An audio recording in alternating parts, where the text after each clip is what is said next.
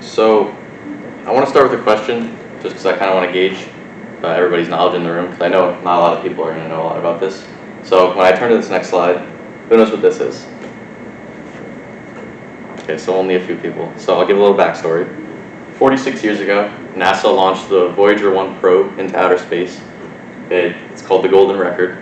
Well, it contains the Golden Record, which is basically a message in a bottle, but in space.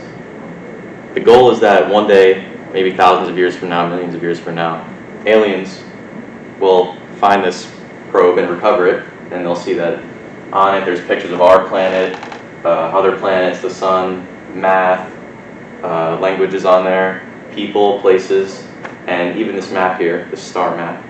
And the idea is that they'll find it, and due to this map, they'll be able to figure out exactly where we are, and they'll be able to learn a little bit about us. So if we've made it really easy for them, and this thing's been flying in space for 46 years, why haven't the aliens found us? So to put it in simple terms, space is really big. We've all heard that before. The distance to the closest star, Proxima Centauri A, is almost, well, it's a little bit more than 4 light years, which is really far. And so it's going to take thousands of years for any ship that we would ever have to fly there. And since messages can only travel at the speed of light, if we were to be communicating back and forth, it would take years. It would take 4 years to send a message there. So Voyager 1's been in space for a long time. You'd think it would maybe across this distance, or maybe this distance. But it's actually right there. It only left the solar system maybe a year or two ago. So raise your hand if you've ever heard someone say life is hard, or life isn't fair. It's everybody. It may seem cliche, because you hear this all the time, but I think there's great value in this sentiment. It's going to take 20,000 years if we're ever going to try to go to the next star system. And in order for that to happen, we would have to have hundreds of generations of humans living on a ship over and over. And if you think about how many times we've almost ended the world in the last 100 years with nuclear scares and world wars and terrible dictators, cramming a few hundred people on a spaceship and sending them off for thousands of years, it's not going to end well. Someone's going to want someone dead. Someone's going to try to take power, and sooner or later it'll be a ghost ship. Everyone will be dead. And if you're thinking about cryogenically freezing people, that's not real. It's not going to be real. If anything, it would end up like Passengers, if you've ever seen that movie. Secondly, humans are not built for space. We're pretty much the pinnacle of evolution on Earth. We're the most advanced species, but we're really good at living on Earth and not anywhere else. Every day when you're walking, you're fighting against gravity, your muscles and your bones are holding you up, and when you're in space and you don't have to do that anymore, your muscles and your bones start to decay, your bones lose density, and your body starts to lose its strength. It's the same way if you work out and then you stop working out, you lose your progress because you're not using your muscles anymore. On the International Space Station, the astronauts up there, they live up there for six months at a time usually, and they have to do rigorous exercises every single day in order to maintain their bodies. And even when they come back home, they still have trouble walking, eating. They need to retrain their bodies to live. Thirdly, NASA did a study in the 90s where they wanted to test the effects of, they call it microgravity, we know it as zero gravity, the effects of microgravity on birth in space, so if we were to ever get to the point that we could have children in space. So they sent up pregnant rats into outer space on the space station, and they had the rats give birth, and what they found was not good. They found that they had heart problems, they had developmental problems, they had brain problems, they had deformities. It just really wasn't the results they were looking for, and if we were to try to do that, it would probably end up the same way. They were not actually able to play the saxophone. I just felt like including that because I thought it looked cool. Oh boy. Okay. So, looking at it as a whole, it may seem impossible, And you're probably right. We can't maintain our bodies. We can't reproduce in space. We certainly can't get along on this planet. So again, why do we try? Think about this in the perspective of an astronomer. Spent countless hours of their life in school, in the lab, working, late nights, coffee. That's going to be some of us next year.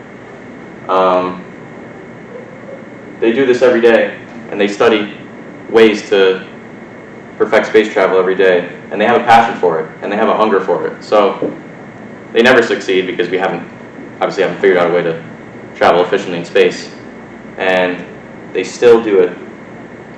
And even if they don't succeed, that hunger and that drive to keep going every time they fail or they can't figure something out, it makes them stronger mentally. And that's important because that can allow us to grow closer in our relationships.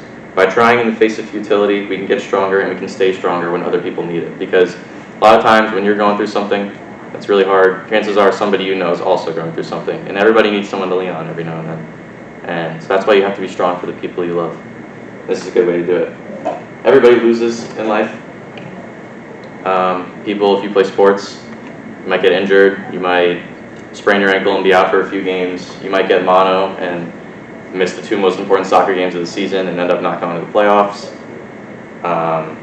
You might lose a job when you're older. Things are going to seem just within your reach, and they're going to slip away. And that's just how life is. You're going to get punched in the face, and your face is going to be sore in life. But that's okay. Now, my next question. Who knows what the Fermi paradox is? Okay, only 2 people. So basically, there are 4 theories by Enrico Fermi for why aliens haven't contacted us yet, or we haven't contacted them. For one, space travel is difficult. We've been talking about that already. 2, just by a shred of luck, they haven't happened to find us, because again, space is really big.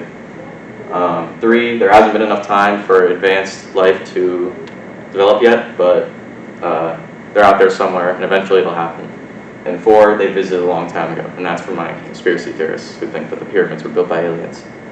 But you'll notice that there's no possibility that there are no aliens.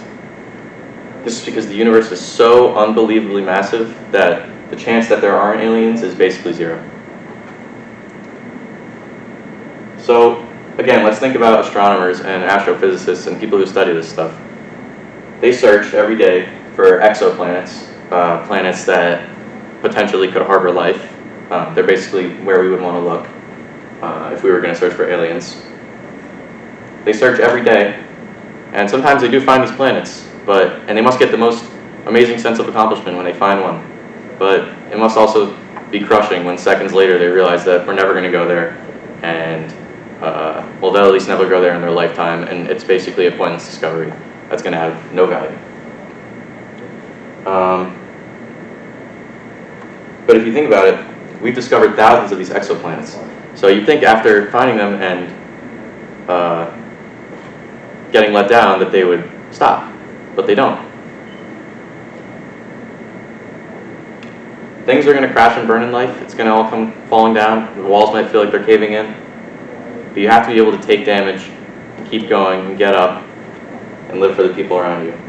There's value also in these pointless struggles. There's value you can find other ways. Say we were to get to a planet, one of these exoplanets, thousands of years from now, and we step out of the spaceship and we find nothing, and it's barren wasteland and there's no life. The amount of technological and medical advancements we would have had to make to get to that point would have been incredible. So even if you don't reach your goal, there's still a lot you can pick up along the way. And the same thing goes for relationships in life and experiences with people. You know, you can learn what not to do, what to do, how to treat people well, how to handle stress, how to be more compassionate.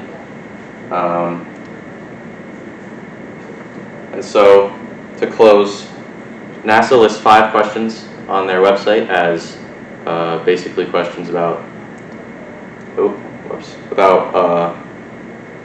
why do they study space. So, why are we here? How did it all begin? Are we alone? What comes next? And my favorite one, how can we make our lives better?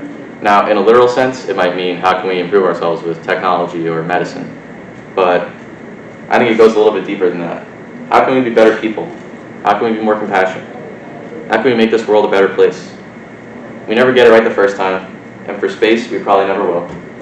Same thing goes for life. If we take inspiration from these researchers, we'll go closer together and we'll do better for each other. And if your life isn't hard, then you're looking in the wrong place. Thank you.